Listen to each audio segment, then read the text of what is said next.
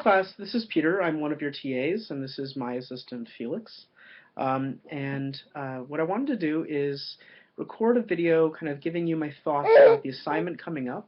I'll try to do this before every assignment to kind of give you a sense of what I'm looking for in the assignment and to help break down the parts of it so that as you're going through the assignment, as you're writing it, hopefully you'll say, okay, these things all make sense.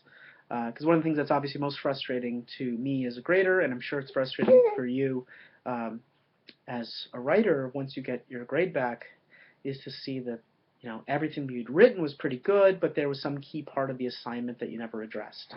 So I want to break down the assignment so that hopefully that won't happen with any of you. Okay, so first off, let's take the assignment part by part.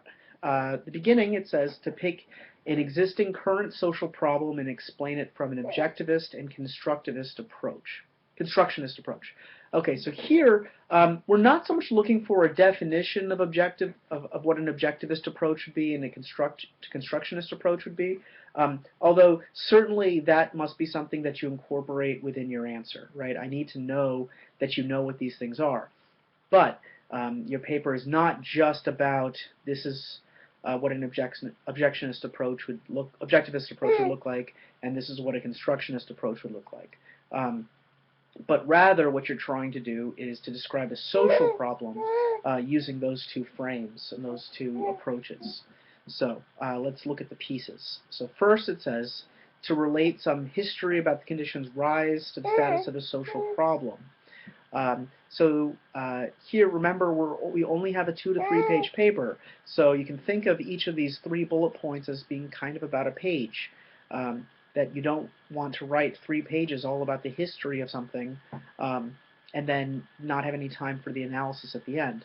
Likewise, you don't want to do this all within like 2 or 3 sentences because it needs to be much more thorough than that. Obviously each of you will find your own way of balancing it, and there's not necessarily a right way to do it, but somewhere around a page would probably be a good way to think about presenting this history of how what things gave rise to this problem, right? What things allowed this situation, whatever it happened to be, to become a social problem. So obviously, whenever a professor in an assignment puts things in quotes, he's referring to something in a specific way. So when Professor Pontel refers to something as being a social problem, you're going to want to keep in mind what do you think he means by that. The social problem means something specific in a way that you're going to maybe want to address, that you want to discuss. Okay, and then obviously what individuals or groups were responsible for making this a social problem, of having this rise to the level of a social problem. All right, so then the second part of the assignment is to find a historical example along the same lines as your current example and relate the two. Okay, so a historical example, obviously here you're not going to give the full history necessarily of what caused that issue to rise to the level of a social problem, but you certainly want to give some background as to what the social problem is, and to see, and then when you compare and contrast, thinking about was it solved, and how could that solution still work today, and what does that solution mean for the present problem. And then finally, this is the part that's kind of most your own analysis, and that would be which approach do you think is better with the phenomenon you chose, of the issue that you chose that's a social problem, the objectivist approach or the constructionist approach.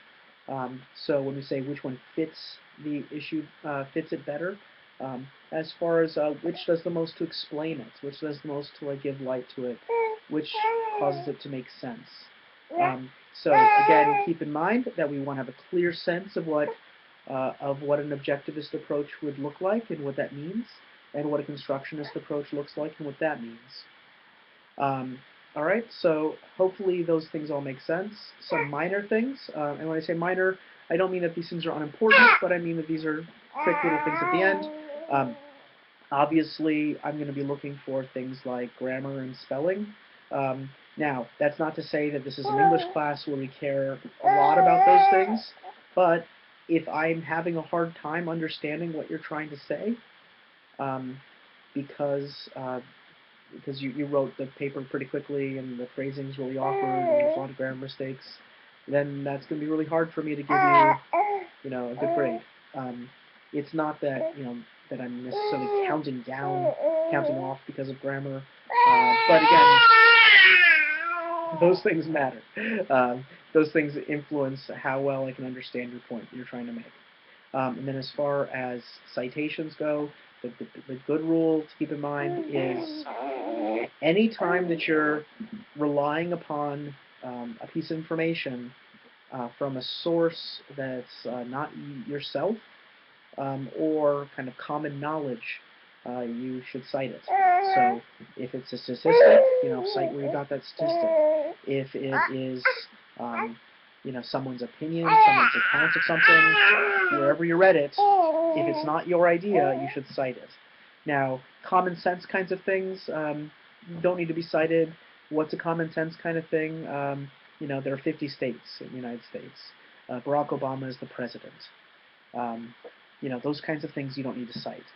You don't need to cite the United States became a country in 1776 or whatever. But if you are citing something, if you're relying upon it, one of the things to keep in mind is, did you know this already, or did you have to look it up? If you had to look it up, then you should probably cite it.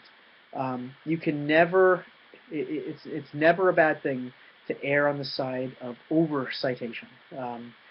So, that being said, this is not, strictly speaking, meant to be a long research paper. It's only 2 to 3 pages. But if there is something that you had to look up that you relied upon someone else for, then you should probably cite it. Okay, so I look forward to reading everyone's papers, and as I said in my message I sent earlier, if you ever have any questions, please do not hesitate to contact me. I'm happy to read drafts as long as you get them to me with enough time. If you get it to me right before the deadline, then I'm probably not going to have a chance to read it. But, okay, so thanks a lot, and I look forward to reading your papers. Bye.